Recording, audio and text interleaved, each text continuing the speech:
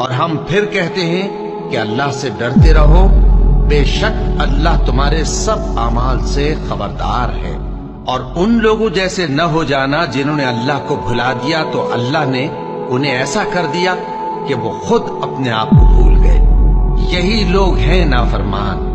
اہل دوزخ اور اہل بہشت برابر نہیں، اہل بہشت ہی کامیابی حاصل کرنے والے ہیں۔ اگر ہم یہ قرآن کسی پہاڑ پر نازل کرتے تو تم اس کو دیکھتے کہ اللہ کے خوف سے دبا اور پھٹا جاتا ہے۔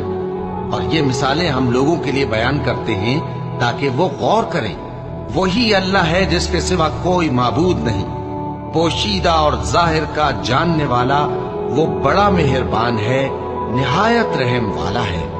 وہی اللہ ہے جس کے سوا کوئی عبادت کے لائق نہیں، بادشاہ حقیقی، ہر عیب سے پاک، سلامتی دینے والا، امن دینے والا، نگہبان، غالب، زبردست، بڑائی والا۔